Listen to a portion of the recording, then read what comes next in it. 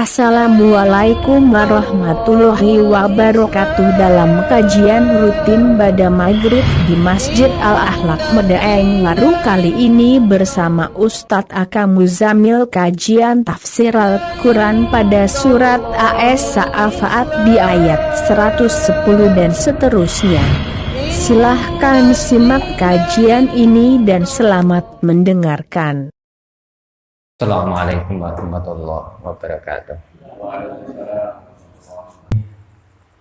Melanjutkan kitab di surat As-Saffat 110 101 itu, ya kan? Itu kalau kita pahami di ayat 99 sampai 111 itu adalah ceritanya siapa? Nabi Ibrahim bermunajat kepada Allah, kepingin duwe anak keturunan. Rabbi habli minas salihin, ya Allah berilah aku, anugerahlah aku, yaitu anak sing soleh. Mergo napa? Bahasa kula penyasami, Nabi Ibrahim wis sepuh tapi belum punya keturunan. Yang ia pikirkan bagaimana siapa nanti yang meneruskan perjuangan di jalan Allah. Makanya masjid kita ini diperbaiki, direnov dengan baik karena rumah Allah. Makanya sering kita pahamkan bahwa rumah Allah itu harus lebih baik daripada rumah kita sendiri. Nah, itu nanti membawa barokah. Tuh. Lah tatkala Nabi Ibrahim tadi bermunajat, curhat kepada Allah begitu. Kalau kita kan enggak. Rata-rata kepengin keturunan itu untuk apa? Sopo sing terusno warisane? Gitu. Sopo sing terusno begitu? Tiga hiburan. Tapi para nabi dan rasul itu kepengin punya anak. Bahkan Nabi Ibrahim dalam ceritanya tadi di umur yang tua belum punya keturunan. Yang ia pikirkan bagaimana? Siapa yang meneruskan bahasa kula panjang kaderisasi Islam seperti masjid kita ini? Siapa yang meneruskan?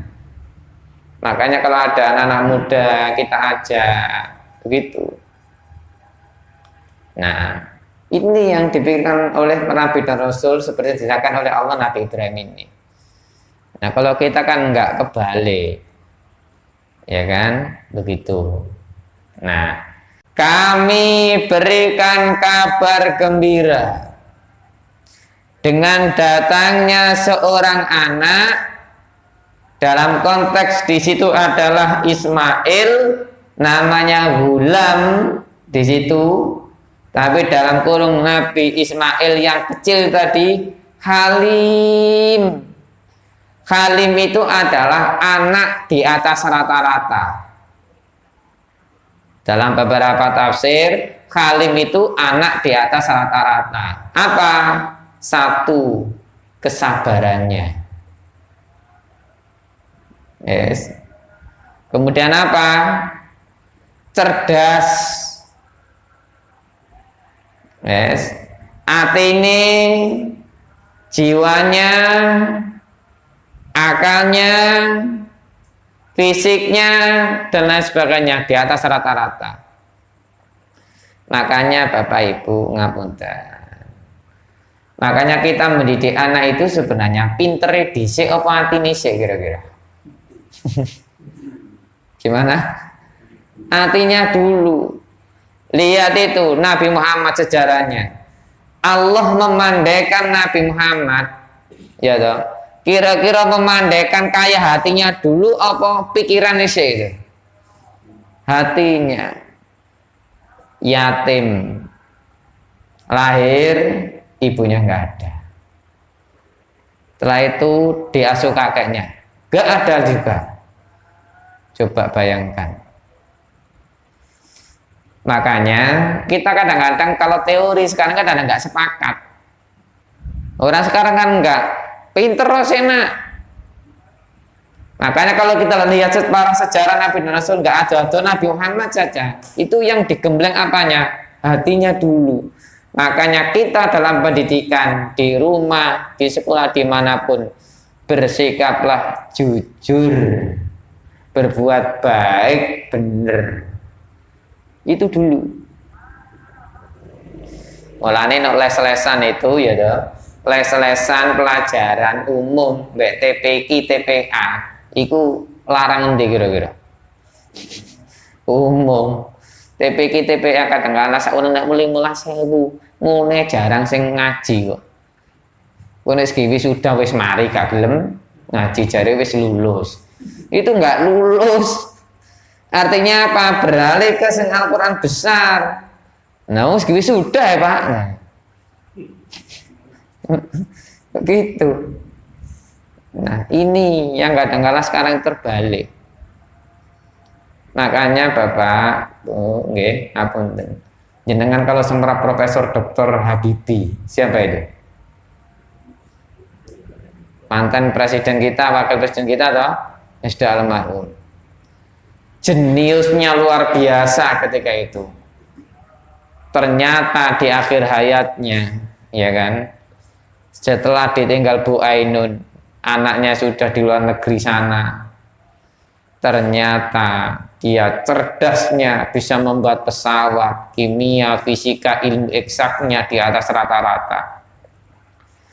Apa di akhir-akhir tuanya? Semuanya tidak berarti. Semuanya yang berarti adalah agama. Itu kata Pak Habibie. Sing pinter kaya ngono, sing dunyane kaya ngono, tidak bisa mengalahkan ilmu agama. Artinya induk dari semua ilmu itu adalah agama. Ya kan? Ini Pak Habibie. Sing pinter kaya ngono. Kita bisa membuat pesawat, Pak. Paling sawat-sawatan tok. Nek kertas iku. Pur mboten tok. Ini sawat-sawatan. Ya kan? Ini. Yes. Lah, maka dalam konteks ini karena Halim anak di atas rata-rata tadi, tingkat kesabarannya, makanya orang hamil, ya dong, di alam rahim hamil itu kan membawa rahim alam kasih sayang. Itu wong hamil itu mesti seneng kabeh. Iya apa enggak, Pak? Iku wong normal, sing gak normal gak seneng. Di apa? Digugurno, diaborsi dan sebagainya. Kadang-kala wis nikah no anake. Sebelum nikah, kapan kamu nikah? Harus nikah. Pertanyaan selanjutnya sebagaimana? Kapan aku ngomong putu? Nah, guru ngono belas akhirnya kepikiran. Nah, ya begitu itu manusia itu. Nah, ngomong putu nih mergo kepengen seneng. Tapi kalau Nabi Ibrahim, siapa yang meneruskan perjuangan di jalan Allah? Tapi kalau kita kan enggak tadi. Kapan aku iso ngomong putu? Loh, berarti kan dari hiburan. Nah, begitu. Lihat Al-Halim ini. Halim anak di atas rata-rata, ya kan? Di ayat itu walaupun nggak disebutkan di sini, lihat. Falamma balagha ma'ahu sa'ya. Di ayat 102 itu kan 101. Falamma balagha ma'ahu sa'ya. Qala ya bunayya inni ara fil manam anni azbahuka fandur madza tara. Qala ya abatif al-matu'mar satajiduni insyaallah minas sabirin. Loh Pak Bu, ini berat ini ceritanya. ringkesnya ayat itu maksudnya begini. Maka tatkala Nabi Ibrahim dikabulkan tadi punya anak. Nah, tatkala anak itu lucu-lucunya anak, lucu, seneng begitu, Allah memberikan perintah lewat mimpi itu. Itu kalau kita pahamkan dalam beberapa tarikh sejarah, di malam ke-7 8 Dzulhijjah, tanggal 9 hari Arafah, tanggal 10 Idul Adha, penyembelihannya. Jadi malam 7-8 itu mimpi. Nah, tatkala palama balagha masanya itu, kira-kira Ismail itu kira-kira nih anak sekarang kelas 4 SD. Kelas 4, kelas 3 SD. Lucu-lucu. Ya cilik wis lucu sih, cuma tambah lucu maneh ngoten lho. Nah, umur-umur sak monten niku. Nah, tatkala umur segitu tadi balagha mausanya, Nabi Ibrahim ngomong. Ate ngomong iku bapak ibu, iku mengomingkem. Mengomingkem niku napa? Gak mentolo ngomong iku. Jadi mimpi yang pertama diperintahkan oleh Allah. Mungkin setan. Lah kok mimpi yang kedua tanggal 8 begitu lagi. Tanggal 9 kok begitu lagi. Wah, iki bener iki. Maka disampaikan kepada istrinya. Siapa itu? Siti Sarah atau Hajar? Siti Hajar dulu. Siti Sarah itu istri kedua, kemudian punya anak namanya Nabi Ishak. Nyampaikan kepada istrinya. Nyampe itu loh mengomingkem. Ini nih wong saiki nyampe kecutuk entong. Cek enake begitu. Bu, saya punya mimpi begini dan perintahnya begini ternyata. Laksanakan. Dapat izin 2, 1 aman. Nyampaikan kepada Ismail yang kecil lo gak mentolo, arek lucu-lucu nih ngono nanti disembelih. Bayangkan Pak, bayangkan, ayo coba kita, ayo nak tak sembelih nak ya, kira-kira ya apa?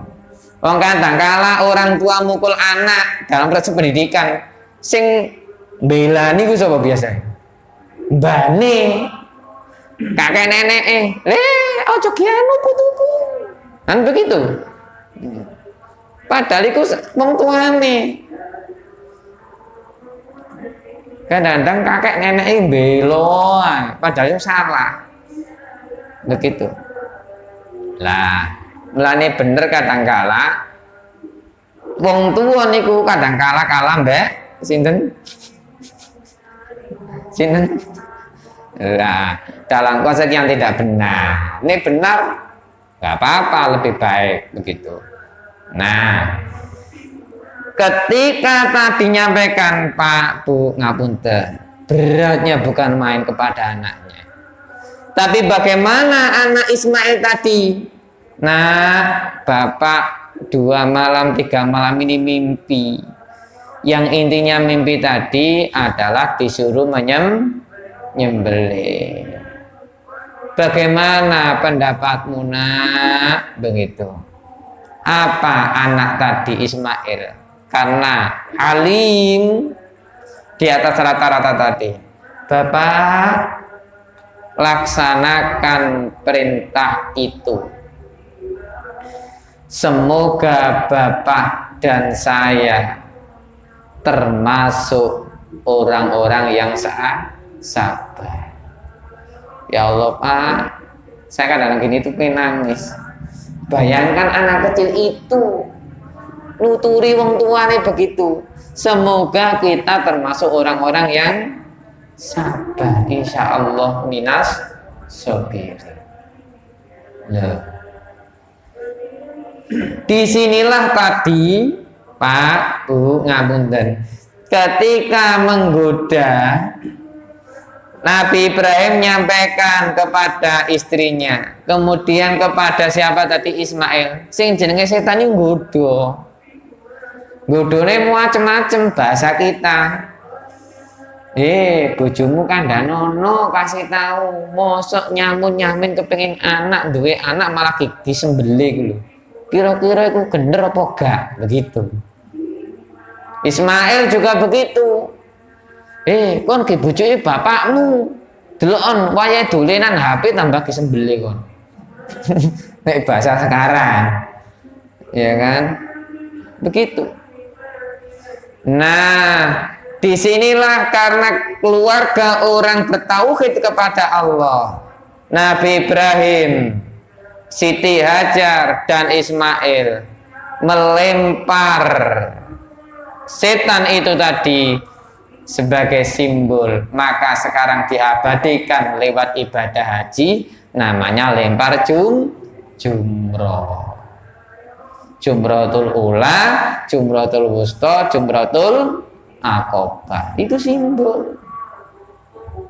Mulane nek haji ya makanya hajan mabruron. Mulane nek haji ngapunten aja gawe dhuwit sing gak ngena niku. Soale napa? Kadang-kadang kejadian kata Pak Godril Zubir, salah satu pimpinan pusat Muhammadiyah ketika itu menyampaikan guyonane begitu. Nah, ketika dilempar jumroh tadi loh, watune balik. Katanya apa? Sesama setan tidak boleh saling melempar. Mergo napa? Bisa jadi tadi proses hajinya ya toh, sangune iku lho mboten bener. Ya mungkin korupsi, hasil riba dan macam-macam. Ya kan? Makanya labbaik wa labbaik, kemudian di situ kalimat talbiyah, semoga menjadi hajan mabrur. Haji mabrur ora kaji mabur nek jare wong Jawa mbiyen. Mabur niku napa? Sing penting iso numpak pesawat kan ngoten. Lah, ini loh Bapak Ibu. Nah, sehingga kembali ke konteks itu, fabasyarnau bi gulamin halim, ayo kita berikan kabar gembira terhadap datangnya anak yang halim, yaitu Ismail, anak di atas rata-rata. Kira-kira Bapak Ibu, Ismail itu loh, kita kepingin seperti Ismail semuanya. Lihat sampai ngerewangi bangun Ka'bah. Sekarang kan enggak. Biyen ya toh, dulu kita jenengan sedaya niku. Wong tua ngancam itu ngancam yang baik pendidikan. Contohnya, nah, konek kepengen sepatu apik, kepengen baju baru, kudu ranking siji, kudu iso ngaji, kan begitu. Baru bisa dibelikan. Nih saya kan enggak, anak ngancam wong tua. Kewale. Pokoknya Pak Bu, gak ono tukono sepeda, motor, minggat aku gak belum sekolah. Loh ya. Nembiyen niku ngancamnya itu karena untuk mendidik, sekarang kan enggak. Minggat. Bingung akhirnya kiwangi jungkir walik napa? Ngredit gak karu-karuan. Wis gitu kok malah gak gelem sekolah, digawe luyuran. Nah, sekarang. Nah, makanya generasi halim seperti Ismail ini jarang kita jumpai. Makanya dekat-dekatlah dengan masjid. Begitu. Satu ayat lagi. Lihat itu di surat Hud ayat 69. Walaqad ja'at rusuluna Ibrahim bil busyra. Walaqad, dan sungguh temen lo ya jarine Allah.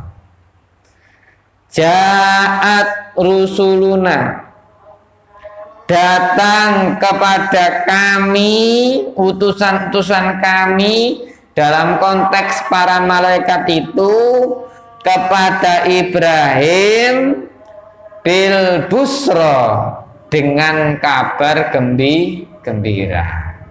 Artinya kembali lagi, nih Nabi dan Rasul seperti diceritakan di ayat itu adalah Nabi Ibrahim, bahwa para malaikat itu loh juga mendoakan kita para Nabi dan Rasul. Berarti kita semuanya juga demikian. Kalau toh ada kabar baik, berita baik, suweneng, para malaikat itu juga memberikan kabar gembira dan mendoakan. Makanya kita nggak boleh pelit-pelit untuk berbuat baik. Begitu. Saya kira cukup. Mudah-mudahan barokah manfaat. Amin ya rabbal alamin. Subhanakallahumma bihamdika asyhadu an la ilaha illa anta astaghfiruka wa atubu ilaik. Walhamdulillahirabbil alamin. Assalamualaikum warahmatullahi wabarakatuh.